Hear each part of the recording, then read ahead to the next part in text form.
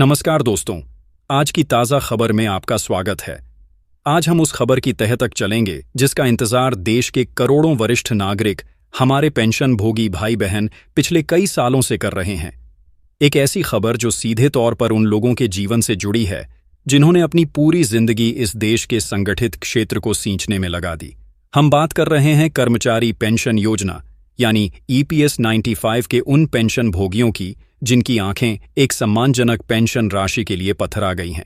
आज की सबसे बड़ी और बहुप्रतीक्षित खबर इसी से जुड़ी है। सूत्रों के हवाले से और मीडिया में चल रही अटकलों के अनुसार एक ऐसी हलचल मची है जिसने करोड़ों पेंशन भोगियों की उम्मीदों को एक बार फिर आसमान पर पहुंचा दिया है। खबर यह है कि प्रधानमंत्री श्री नरेंद्र मोदी के नेतृत्व वाली केंद्र सरकार EPS 95 के तहत न्यूनतम पेंशन को 1,000 रुपये की मामूली राशि से बढ़ाकर 7,500 रुपये करने की ऐतिहासिक मांग पर अंतिम फैसला ले सकती है। हालांकि हम अपने करोड़ों दर्शकों को ये स्पष्ट कर देना चाहते हैं कि अभी तक इस पर सरकार की तरफ से कोई आधिकारिक मुहर या औपचारिक घोषणा नहीं हुई है, लेकिन जिस तरह से पिछले कुछ समय से इस मुद्दे पर उच्च स्तरीय बैठकों का दौर चला है और जिस तरह के संकेत मिल रहे हैं, उससे ये कयास लगाए जा रहे हैं कि पेंशन भोगियों का दशकों पुराना संघर्ष अब अपने निर्णायक मोड़ पर पहुंच चुका है। आज हम इसी महामुद्दे का पूरा विश्लेषण करेंगे, इसके हर पहलू को आपके सामने रखेंगे और आपको बताएंगे कि अगर ये फैसला होता है तो इसके क्या मायने होंगे। सबसे पहले ये समझना जरूरी है कि आखिर ये EPS 95 है क्या और ये पूरा विवाद क्यों है। कर्मचारी पेंशन योजना 1995 संगठित क्षेत्र में काम करने वाले कर्मचारियों के लिए एक सेवानिवृत्ति योजना है। इसके तहत कर्मचारी भविष्य निधि संगठन EPFO के सदस्य बनने वाले कर्मचारियों के वेतन का एक छोटा सा हिस्सा उनकी पेंशन के लिए जमा होता है।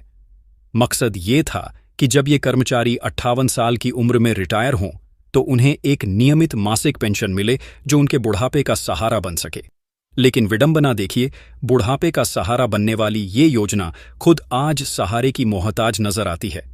इस योजना के तहत मिलने वाली न्यूनतम पेंशन राशि मात्र 1,000 रुपये प्रति माह है। आप और हम आज के दौर में रहने वाले सभी लोग इस बात की कल्पना भी नहीं कर सकते कि कोई व्यक्ति, कोई परिवार 1,000 रुपये में अपना पूरा महीना कैसे गुजार सकता है। जिस दौर में सब्जियों के दाम आसमान छू रहे हों, डॉक्टर की एक विजिट की फीस हजारों में हो और दवाइयों का खर्च हर महीने बढ़ता जा रहा हो, उस दौर में ये राशि एक भद्दा मजाक नहीं तो और क्या है। इसी कड़वी हकीकत के खिलाफ, इसी अन्याय के विरुद्ध पिछले कई वर्षों से एक जोरदार और अनुशासित आंदोलन चल रहा है। इस आंदोलन का नेतृत्व कर रहे हैं राष्ट्रीय संघर्ष समिति NAC के राष्ट्रीय अध्यक्ष कमांडर अशोक रावत जी। कमांडर अशोक रावत एक ऐसा नाम जो आज देश के लाखों पेंशन भोगियों के लिए आशा और संघर्ष का प्रतीक बन चुका है। उनके नेतृत्व में लाखों बुजुर्ग पेंशन भोगियों ने अपनी आवाज सरकार तक पहुंचाने के लिए हर लोकतांत्रिक तरीके का इस्तेमाल किया। दिल्ली के सर्द झाड़ों में और चिलचिलाती धूप में जंतर मंतर पर अनशन और धरने दिए गए। देश के कोने कोने में जिला मुख्यालयों पर रैलियां निकाली गईं, ज्ञापन सौंपे गए। प्रधानमंत्री से लेकर वित्त मंत्री और श्रम मंत्री तक हर दरवाजे पर दस्तक दी गई। कमांडर अशोक रावत ने अपनी हर सभा में, हर प्रेस कॉन्फ्रेंस में एक ही बात दोहराई। उन्होंने प्रधानमंत्री नरेंद्र मोदी से एक बेटे की तरह, एक हकदार की तरह अपील की। कमांडर अशोक रावत जी के शब्द आज भी लाखों लोगों के कानों में गूंजते हैं। उन्होंने कई बार भावुक होकर कहा, आदरणीय मोदी जी, हम आपसे कोई भीख नहीं मांग रहे हैं। हमने अपने जीवन के सुनहरे 30 से 35 साल इस देश के कारखानों और दफ्तरों में खपा दिए। हमने आपके मेक इन इंडिया को सफल बनाने के लिए अपना खून पसीना एक कर दिया। आज जब हम अपनी जिंदगी के अंतिम पड़ाव पर हैं, तो क्या हमें 2 वक्त की रोटी सम्मान से खाने का भी हक नहीं है? ये 1,000 रुपये की पेंशन हमारे आत्मसम्मान पर एक चोट है। ये हमारी सेवाओं का अपमान है। हम आपसे विनम्र निवेदन करते हैं, हमारी पीड़ा को समझिए। हमारी न्यूनतम पेंशन को बढ़ाकर 7,500 रुपये कीजिए, उस पर महंगाई भत्ता, डियरनेस अलाउंस दीजिए और हमें और हमारे जीवन साथी को मुफ्त चिकित्सा सुविधा का लाभ दीजिए, ताकि हम अपना बुढ़ापा बिना किसी के आगे हाथ फैलाए सम्मान के साथ जी सकें। उनकी इन बातों में एक दर्द था, एक सच्चाई थी और एक अटूट विश्वास था कि उनकी आवाज एक दिन जरूर सुनी जाएगी। ये केवल अशोक रावत की आवाज नहीं थी, ये उन करोड़ों पेंशन भोगियों की सामूहिक पुकार थी जो चुपचाप हर दिन, हर पल आर्थिक तंगी और अनिश्चितता का सामना कर रहे हैं। और अब ऐसा लग रहा है कि ये सामूहिक पुकार, ये तपस्या अपना रंग लाने के करीब है। विश्वस्त सूत्रों से मिली जानकारी के अनुसार प्रधानमंत्री कार्यालय पीएमओ इस मुद्दे को लेकर अत्यंत गंभीर है। प्रधानमंत्री नरेंद्र मोदी, जो हमेशा से गरीबों और वंचितों के प्रति अपनी संवेदनशीलता के लिए जाने जाते हैं, ने व्यक्तिगत रूप से इस मामले में रुचि दिखाई है।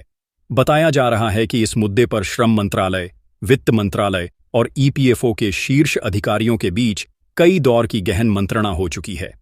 इस फैसले के पक्ष और विपक्ष दोनों पर विचार किया गया है।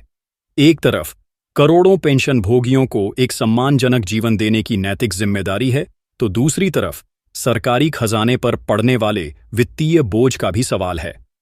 ईपीएफओ के विशाल पेंशन फंड का प्रबंधन कैसे हो, इस बढ़ी हुई राशि का भार किस तरह वहन किया जाएगा, इन सभी तकनीकी पहलुओं पर विस्तार से मंथन हुआ है। अंदर खाने की खबर यह है कि पेंशन भोगियों के पक्ष में एक मजबूत माहौल बना है। सरकार में बैठे नीति नियंताओं का एक बड़ा वर्ग यह मानता है कि न्यूनतम पेंशन में वृद्धि अब केवल एक आर्थिक मुद्दा नहीं, बल्कि एक सामाजिक और मानवीय अनिवार्यता बन चुकी है। उनका मानना है कि जो वरिष्ठ नागरिक आज हाशिए पर हैं, उनकी देखभाल करना एक कल्याणकारी राज्य का परम कर्तव्य है। इसी पृष्ठभूमि में ये अटकलें तेज हो गई हैं कि प्रधानमंत्री नरेंद्र मोदी किसी भी दिन इस ऐतिहासिक निर्णय की घोषणा कर सकते हैं। ये घोषणा आगामी किसी कैबिनेट बैठक के बाद हो सकती है, या हो सकता है कि प्रधानमंत्री स्वयं किसी विशेष अवसर पर देश के करोड़ों पेंशन भोगियों को यह सौगात दें। अब सवाल यह उठता है कि अगर यह फैसला हो जाता है, अगर न्यूनतम पेंशन 1000 रुपये से बढ़कर 7500 रुपये हो जाती है, तो इसका क्या और कितना गहरा असर पड़ेगा। इसका सबसे पहला और सीधा असर तो उन लाखों पेंशन भोगियों के दैनिक जीवन पर पड़ेगा। 7500 रुपये की राशि आज की महंगाई में बहुत ज्यादा भले न हो, लेकिन ये 1000 रुपये की तुलना में 7.5 गुना ज्यादा है। यह एक ऐसी राशि है जिससे वे कम से कम अपनी महीने भर की दवाइयां खरीद सकते हैं, अपने खाने पीने का जरूरी सामान जुटा सकते हैं और अपनी छोटी मोटी जरूरतों के लिए किसी के आगे हाथ फैलाने को मजबूर नहीं होंगे। यह सिर्फ एक आर्थिक बदलाव नहीं होगा, यह एक मनोवैज्ञानिक क्रांति होगी। यह उन बुजुर्गों के मुरझाए चेहरों पर आत्मसम्मान की चमक लौट आएगा। जब एक पिता या माँ को अपनी दवा के लिए भी अपने बच्चों से पैसे मांगने पड़ते हैं, तो उन पर क्या बीतती है, ये वही जानते हैं। यह फैसला उन्हें इस पीड़ा से मुक्ति दिलाएगा। ये उन्हें एहसास कराएगा कि इस देश ने उनके योगदान को भुलाया नहीं है, उनका सम्मान किया है। इसका दूसरा बड़ा असर हमारी अर्थव्यवस्था पर पड़ेगा। जब देश के लाखों लोगों की जेब में एक निश्चित अतिरिक्त राशि हर महीने आएगी, तो वो पैसा बाजार में ही आएगा। इससे बाजार में मांग, डिमांड पैदा होगी। छोटे छोटे दुकानदार, स्थानीय व्यापारी और ग्रामीण अर्थव्यवस्था को एक नई गति मिलेगी।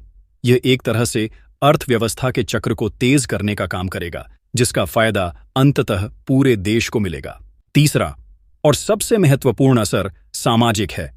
यह फैसला समाज में एक सकारात्मक संदेश देगा। यह हमारी युवा पीढ़ी को सिखाएगा कि वरिष्ठ नागरिकों का सम्मान और उनकी देखभाल कितनी जरूरी है। यह सरकार की छवि को एक संवेदनशील, जनहितैषी और प्रो पीपल सरकार के रूप में और मजबूत करेगा। यह प्रधानमंत्री मोदी के सबका साथ, सबका विकास, सबका विश्वास और सबका प्रयास के नारे को जमीनी हकीकत में बदलने की दिशा में एक मील का पत्थर साबित होगा। लेकिन जैसा कि हर बड़े फैसले के साथ होता है, इसके साथ कुछ चुनौतियां और सवाल भी जुड़े हैं। सबसे बड़ा सवाल है वित्तीय प्रबंधन का। इस बढ़ी हुई पेंशन का भार सरकार और ईपीएफओ कैसे उठाएंगे? क्या इसके लिए कर्मचारियों के पेंशन अंशदान में कोई बढ़ोतरी की जाएगी, या नियोक्ताओं, एम्प्लॉयर्स का हिस्सा बढ़ाया जाएगा, या फिर सरकार अपने वार्षिक बजट से इस विशाल राशि का प्रावधान करेगी? इन सवालों का स्पष्ट होना बहुत जरूरी है, ताकि यह योजना भविष्य में भी सुचारू रूप से और स्थायी तौर पर चलती रहे। दूसरा बड़ा सवाल, जिसे कमांडर अशोक रावत और राष्ट्रीय संघर्ष समिति लगातार उठा रही है, वह है महंगाई भत्ते का। पेंशन भोगियों की यह मांग बिल्कुल जायज है कि पेंशन राशि को महंगाई से जोड़ा जाए। अगर आज न्यूनतम पेंशन 7500 रुपये कर भी दी जाती है, तो आज से 5 साल बाद बढ़ती महंगाई के कारण इस राशि की कीमत कम हो जाएगी। इसलिए पेंशन को उपभोक्ता मूल्य सूचकांक, कंज्यूमर प्राइस इंडेक्स से जोड़कर उस पर हर 6 महीने में महंगाई भत्ता दिया जाना एक स्थायी और तार्किक समाधान होगा। अभी इस पर सरकार का रुख क्या होगा, यह देखना बाकी है। और तीसरा महत्वपूर्ण पहलू है चिकित्सा सुविधाओं का। पेंशन भोगियों की यह एक प्रमुख मांग रही है कि उन्हें और उनके जीवन साथी स्पाउस को बिना किसी शर्त के मुफ्त और कैशलेस चिकित्सा सुविधा उपलब्ध कराई जाए। बुढ़ापे में बीमारियों पर होने वाला खर्च अक्सर उनकी पूरी पेंशन या बचत को निगल जाता है। अगर पेंशन वृद्धि के इस तोहफे के साथ साथ सरकार आयुष्मान भारत जैसी योजना के तहत इन सभी पेंशन भोगियों को कवर करने का ऐलान करती है, तो यह सोने पर सुहागा होगा। यह उनके बुढ़ापे को सही मायनों में सुरक्षित बनाएगा। इन सभी सवालों और चुनौतियों के बावजूद आज का सच यह है कि उम्मीद की किरण बहुत प्रबल है। पेंशन भोगियों का दशकों का संघर्ष और कमांडर अशोक रावत का निस्वार्थ नेतृत्व एक ऐसे मुकाम पर आ पहुंचा है जहां से मंजिल साफ दिखाई दे रही है। उन्होंने यह साबित कर दिया है कि अगर शांतिपूर्ण और लोकतांत्रिक तरीके से बिना थके, बिना रुके अपनी जायज मांग के लिए संघर्ष किया जाए तो देर से ही सही, लेकिन न्याय मिलता है। यह कहानी सिर्फ पेंशन की लड़ाई की नहीं है, यह कहानी है धैर्य की, यह कहानी है उम्मीद की, और यह कहानी है लोकतंत्र में जनता की ताकत की। यह हमें याद दिलाती है कि सरकारें जनता के लिए होती हैं और उन्हें जनता की आवाज सुननी ही पड़ती है।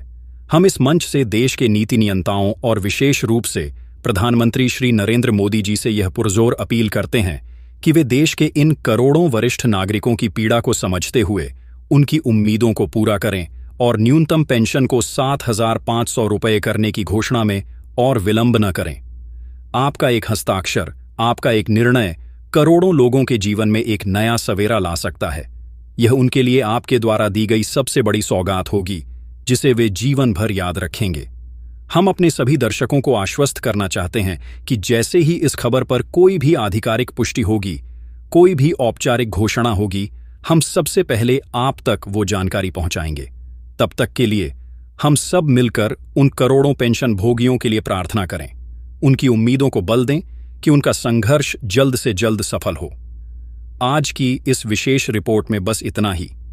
देश और दुनिया की तमाम बड़ी और महत्वपूर्ण खबरों के लिए आप हमारे साथ बने रहिए। धन्यवाद। नमस्कार।